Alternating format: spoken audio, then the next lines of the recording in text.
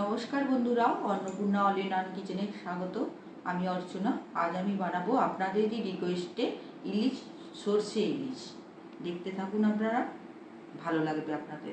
ইলিশ ভাপা করার জন্য আমি ইলিশ মাছগুলো ধুয়ে পরিষ্কার করে এবার নুন আর হলুদ ভালো করে মাখিয়ে নিচ্ছি।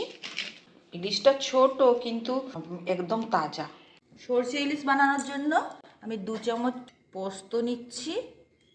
আর আজ আমি শিলনোড়াতেই বাটবো, মিক্সিতে বাটবো না। 2 চামচ সর্ষে দিয়ে দিলাম, সাদা সর্ষে। কালো সর্ষে দিলেও চলবে, কিন্তু আমি সাদা সর্ষে দিচ্ছি। আর 4টে কাঁচা লঙ্কা বেটে নিচ্ছি, বেটে ফিরে আসছি। ভালোভাবে পিষে নিয়েছি, এবার রেখে দিচ্ছি বাটিতে।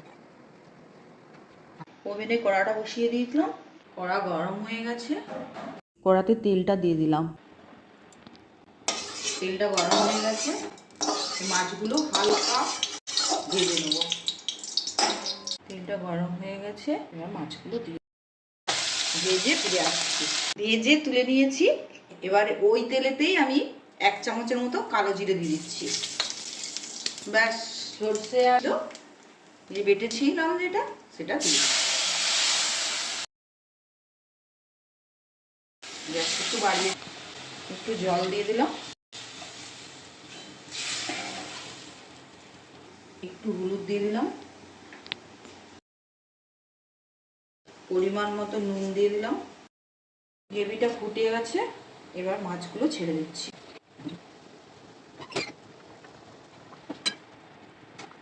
তেলটাও দিয়ে দিচ্ছি।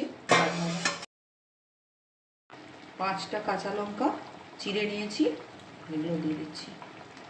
এবার সিম করে গ্যাসের একদম লো করে দিচ্ছি, হতে থাক। 5-10 মিনিট পর ফিরে আসছি।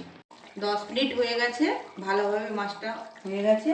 এবার নামিয়ে দেব। নামানোর আগে আমি সর্ষের তেল দিয়ে দেবো 2 চামচ।